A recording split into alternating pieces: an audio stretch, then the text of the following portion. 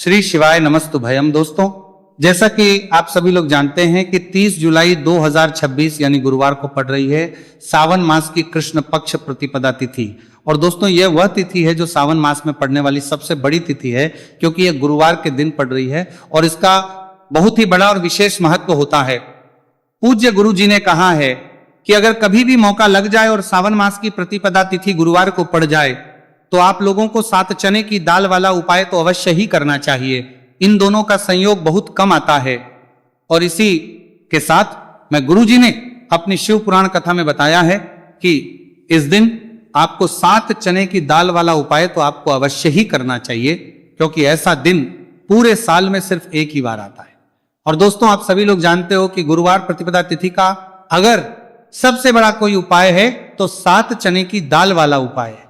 तो दोस्तों, इस गुरुवार प्रतिपदा तिथि के दिन आप लोगों को इस 7 चने की दाल वाला उपाय को जरूर करना है।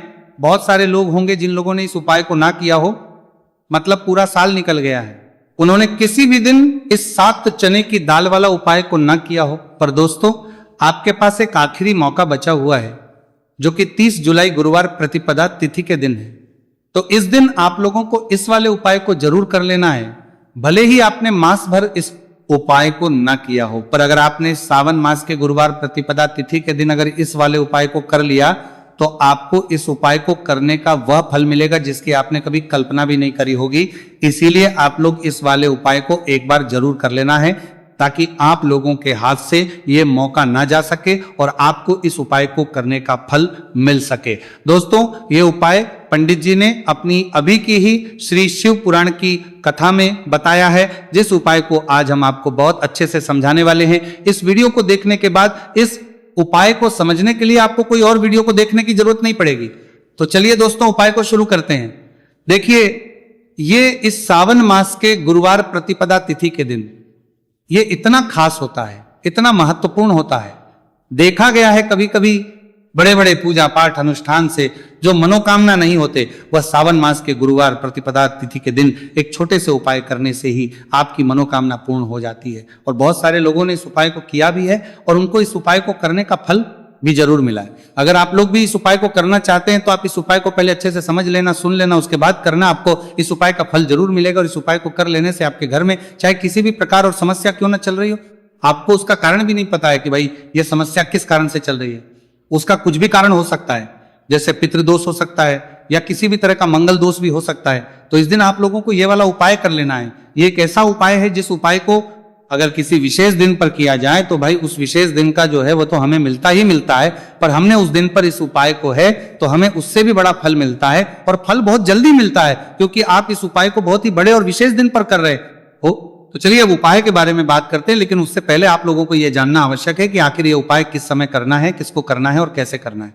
तो चलिए हम आगे आपको वीडियो में एक एक करके बता देते हैं। लेकिन उससे पहले अगर आप लोग हमारे चैनल पर पहली बार आए हैं या फिर मेरी आवाज आज पहली बार सुन रहे हैं तो हमारे चैनल को सब्सक्राइब जरूर कर लेना और इस वीडियो को लाइक करके कमेंट बॉक्स में श्री शिवाय नमस्तु भयम ओम नमः शिवाय जरूर टाइप कर देना। तो दोस्तों, इस 7 चने की दाल वाला उपाय को हमें इस गुरुवार प्रतिपदा तिथि के दिन कैसे करना है, किसको करना है, किस समय करना है और कहां पर करना है, ये सारे सवालों के जवाब आपको इस वीडियो में मिल जाएंगे। और जो ये देखेगा भाई उसको 7 चने की दाल वाला उपाय जरूर करना चाहिए, क्योंकि इस दिन एक चने की दाल का भी बहुत ही बड़ा और विशेष महत्व होता है। और जब बात आते हैं कि जवाब के लिए करना के बारे जाने के जाए 7 चने की दाल वाला उपाय की, तो ये सोने पर सुहागा वाली बात हो जाती है और ये एक बहुत ही बड़ा उपाय हो जाता है इस गुरुवार प्रतिपदा तिथि का। तो अब दोस्तों, इस 7 चने की दाल वाला उपाय को आखिर करना किसको है, सबसे पहले हम लोग वो बात जान लेते हैं। तो देखो, घर की जो बड़ी माता होती है उन माताओं बहनों में से कोई भी एक बड़ी माता बहन इस वाले उपाय को कर सकती है। और दोस्तों, अगर आप चाहे तो अपने घर में से सभी सदस्यों को भी इस उपाय को करवा सकते हैं। अगर किसी व्यक्ति की खुद की कोई मनोकामना है, खुद की कोई दुख और परेशानी है जो कि वो अपने लिए ही करना चाहता है, इस वाले उपाय को तो वो खुद अपने लिए भी कर सकता है। बाकी अगर कोई घर में से ऐसा है जो कि अपने पूरे घर परिवार की सुख और शांति के लिए ये वाला उपाय करना चाहता है, तो भाई वो भी कर सकता है, उसमें भी कोई वाली बात नहीं है। कहने का मतलब यह है कि इस उपाय को हर एक सदस्य भी कर सकता है और पूरे घर परिवार के सदस्य के लिए घर की बड़ी माताओं बहनों में से कोई एक माता बहन भी कर सकती है। माताएं बहनें अगर घर में उपस्थित ना हो या वह ये वाला उपाय ना कर पा रही हो, तो फिर घर का कोई बड़ा सदस्य भी इस 7 चने की दाल वाला उपाय को कर सकता है, चाहे फिर वो पुरुष ही क्यों ना हो, उसमें कोई भी दिक्कत वाली बात नहीं है। अब दोस्तों जो अगला प्रश्न निकल कर आता है वह ये आता है इस उपाय को लेकर के, आखिर इस उपाय को हमें किस समय करना, सुबह के समय करना है कि शाम के समय करना है। तो देखो इस वाले उपाय को आप लोग सुबह के समय भी कर सकते हो और शाम के समय प्रदोष काल में भी कर सकते हो। अब अगर आप पूछो कि भाई सबसे उत्तम समय कौन सा रहेगा इस 7 चने की दाल वाला उपाय को करने का, तो हम आपसे बस यही कहेंगे कि इस उपाय को आप सुबह के समय करेंगे तो ज्यादा बेहतर होगा। बाकी अगर प्रदोष काल शाम के समय भी करेंगे तो भी अच्छा होगा, उसमें कोई भी दिक्कत वाली बात नहीं है। तो अब दोस्तों जो अगली सबसे बड़ी और महत्वपूर्ण बात आती है वो ये आती है कि सुबह अगर हम उपाय को करेंगे तो हमें कितने बजे से लेकर कितने बजे तक के बीच में करना है, और शाम के समय प्रदोष काल में करेंगे तो हमें कितने बजे से लेकर कितने बजे के बीच में करना है। तो देखो सुबह जितनी जल्दी हो सके आप उपाय को करने की कोशिश करना। बाकी अगर किसी कारणवश लेट भी हो जाओ, थोड़ी देर भी हो जाए, तो 10 या 11 बजे तक भी आप कर लेना, पर 12 बजे से ज्यादा देरी ना हो, ठीक है, इस बात का ध्यान रखना। उसके बाद में दोस्तों अगर शाम के समय प्रदोष काल की बात करें, प्रदोष काल का जो समय है होता है वो शाम के 6 बजे से शुरू हो जाता है। मतलब शाम के 6 बजे से लेकर 7 बजे के बीच का जो समय होता है ये समय प्रदोष काल का समय होता है। तो आप इस उपाय को 7 या 8 बजे के बीच में भी कर सकते हो। मतलब शाम के 6 बजे से 8 बजे के बीच में आप कभी भी इस वाले उपाय को कर सकते हो, उसमें कोई भी दिक्कत वाली बात नहीं है। देखिए गुरु बृहस्पति को मजबूत करने से हमें हमारे जीवन में सफलता की प्राप्ति होती है। यदि हमारा किसी भी प्रकार का कार्य अटक रहा है, परिपूर्ण ही नहीं हो पा रहा है, तो हमें अपने गुरु ग्रह को मजबूत करना बहुत अधिक आवश्यक होता है। देखिए जब भी आपको ऐसा लगने लगे कि आपका जो जीवन है बहुत ही ज्यादा दुर्भाग्य के साथ बीत है, आपके कोई भी कार्य सिद्ध नहीं हो पा रहे हैं, तो जीवन में दुर्भाग्य को सौभाग्य में बदलने के लिए आपको ये चमत्कारिक उपाय करने चाहिए। तो गुरुवार की जो ये प्रतिपदा तिथि है आपके जीवन से सारे दुर्भाग्य को दूर करने वाली है।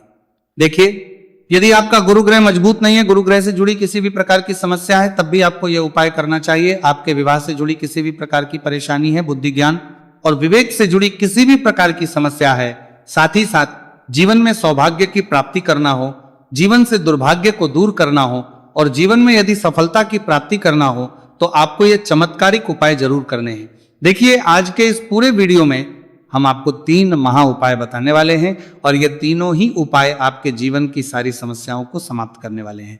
तो चलिए दोस्तों जान लेते हैं विशेष उपाय के बारे में। देखिए इस उपाय को करने के लिए आपको मात्र 7 चने की दाल लेनी होगी, यानी कि आपको 7 चने की दाल लेनी होगी। देखिए चने की दाल जब भी आप लेंगे तो ये कहीं से भी टूटी हुई भी खंडित नहीं होनी चाहिए, इस बात का आपको विशेषकर ध्यान रखना है। इसी के साथ में आपको एक तांबे के पात्र के अंदर शुद्ध जल लेना होगा और इसी के साथ में आपको एक स्टील की कटोरी लेनी होगी जिसमें आपको शुद्ध जल लेना है।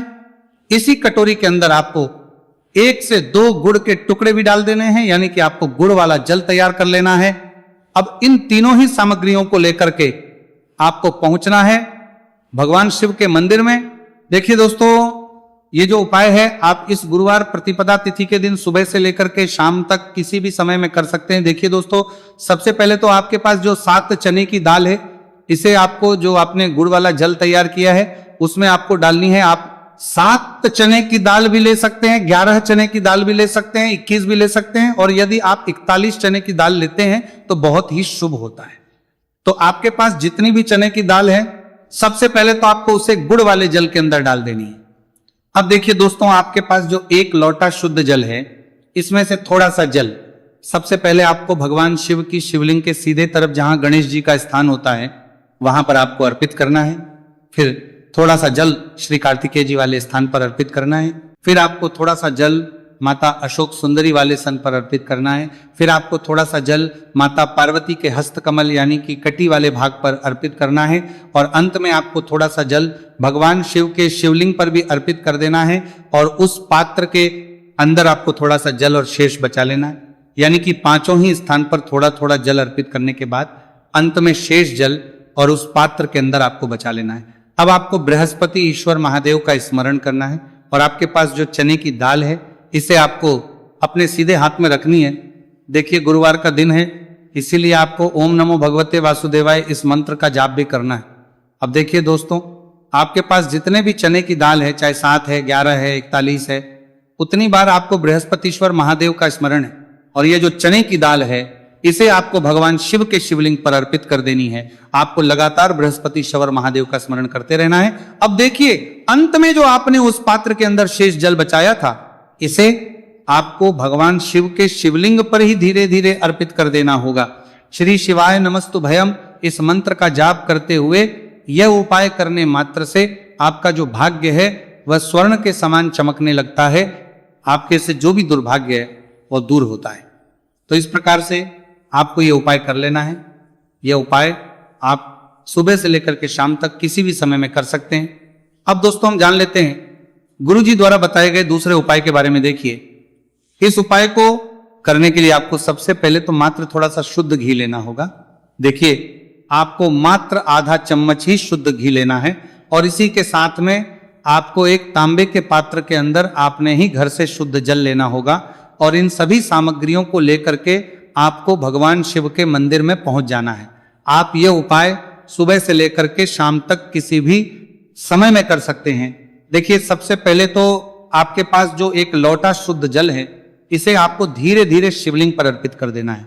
श्री शिवाय नमस्तु भयम इस मंत्र का जाप करते हुए और बृहस्पतिश्वर महादेव का मन में स्मरण करते हुए। अब देखिए दोस्तों, आपके हाथ के जो अंगूठे के पास वाली उंगली होती है, तर्जनी उंगली, उसमें आपको यह शुद्ध घी लेना है और इस उंगली से आपको शिवलिंग पर, जहां माता अशोक सुंदरी का स्थान होता है, वहां पर आपको इस घी से अच्छे से लेपन करना है। यानी कि माता अशक्त सुंदरी वाले स्थान पर आपको अच्छे से घी का लेपन कर देना है। और आपकी जो भी मनोकामना है, चाहे आप अपने जीवन से दुर्भाग्य को दूर करने के लिए यह उपाय कर रहे हैं, जीवन सौभाग्य की प्राप्ति के लिए आपकी कोई मनोकामना हो, विवाह के लिए आपकी किसी भी प्रकार की कामना हो, जिस भी प्रकार की आपकी कामना है उसे परिपूर्ण करने के लिए आपको कोई प्रार्थना करनी है। और इस घी का लेपन आपको माता अशोक सुंदरी वाले स्थान पर करता है। जीवन में परिपूर्ण करने के लिए आपको कोई प्रार्थना करने के लिए आपको कोई प्रार्थना करनी है, देना है। अब दोस्तों, इस घी वाली उंगली को आपको कहीं भी साफ नहीं करना है, कहीं भी नहीं पहुंचना है, सीधे आपको अपने घर लेकर के आना है। और इस घी की जो पहली बिंदी, इसे आपको अपने मुख्य द्वार पर लगा देनी है। और इस घी की बिंदी आप अपने घर में जहां भी आप धन रखते हैं वहां पर भी लगा सकते हैं। आपके घर में जहां कहीं भी रसोई घर है वहां पर भी आप इस घी की बिंदी को लगा सकते हैं। तो 3 जगह आप इस घी की बिंदी को लगा सकते हैं। आपके घर में कभी भी अन्न और धन की कमी नहीं होगी और आपके घर में जो भी क्लेश होगा वह भी समाप्त हो जाएगा। तो इस प्रकार से आपको दुर्भाग्य को दूर के लिए दूसरा उपाय करना है। तो चलिए दोस्तों, अब हम जान लेते हैं तीसरे विशेष और अंतिम उपाय के बारे में। देखिए, यह उपाय भी बहुत ही खास है, विशेषकर आपके भाग्य को उदय करने के लिए। यह उपाय भी बृहस्पतिश्वर महादेव का ही होने वाला है और विशेषकर आपको यह उपाय भी गुरुवार प्रतिपदा तिथि के दिन ही करना है। देखिए, इस उपाय को करने के लिए आपको सबसे पहले तो एक प्यारी सी और सुंदर सी बेलपत्र लेनी होगी। बेलपत्र लेते समय ध्यान रखें कि यह कहीं से भी कटी फटी खंडित नहीं होनी चाहिए। यदि आपको बेलपत्र नहीं मिल पाती है तो आप शिवलिंग पर चढ़ी हुई बेलपत्र को पुनः शुद्ध जल से धो करके उसका उपयोग कर सकते हैं। इसी के साथ में आपको एक तांबे के पात्र के अंदर शुद्ध जल लेना होगा और इसी के साथ में आपको आधा चम्मच या फिर उससे भी कम शहद लेना होगा। अब दोस्तों, मात्र ये तीनों ही सामग्रियां लेकर के आपको पहुंचना है भगवान शिव के मंदिर में। मंदिर पहुंच पाने के बाद आप सभी को पता है कि बेलपत्र में 3 पत्तियां होती हैं और बेलपत्र की जो ये तीनों पत्तियां जिस डंडी से जुड़ी हुई होती हैं, उस डंडी पर आपको अपने सीधे हाथ की चींटी उंगली के जो पास वाली उंगली होती है, नामिका उंगली, उससे एक बिंदी लगानी है। यानी कि तीनों पत्तियों को जोड़ने वाली जो डंडी है, केवल उसी पर आपको शहद लगानी है। इसके बाद आपको ये जो बेलपत्र है, इससे महादेव शिवलिंग पर अर्पित कर देनी है। श्री शिवाय नमस्तु भयम इस मंत्र का जाप करते हुए देखिए, बेलपत्र की जो चिकनी साइड है वह शिवलिंग से स्पर्श होगी और इसकी जो डंडी है वह जलाधारी की ओर रहेगी। इस प्रकार से आपको यह बेलपत्री शिवलिंग पर अर्पित करनी है। अब दोस्तों, अंत में जो आपके पास 1 लोटा शुद्ध जल है, इसे आपको धीरे धीरे शिवलिंग पर अर्पित करना है। श्री शिवाय नमस्तु भयम इस मंत्र का लगातार करते हुए देखिए, ये जल आपको एक विशेष प्रकार से समर्पित करना है। यानी कि यह जल आपको 7 बार में समर्पित करना है। यानी कि थोड़ा सा जल आपको समर्पित करना है, फिर आपको थोड़ी देर रुकना है, फिर आपको थोड़ा सा जल समर्पित करना है, फिर आपको थोड़ा रुकना है। इस प्रकार से आपको थोड़ा थोड़ा जल 7 बार में शिवलिंग पर और करना है। इस प्रकार से आपको 1 लोटे जल से ही ये जल समर्पित करना है, लेकिन को थोड़ा थोड़ा जल करके 7 बार में शिवलिंग पर ये जल अर्पित करना है। और आपको लगातार बृहस्पतिश्वर महादेव का स्मरण करते रहना है।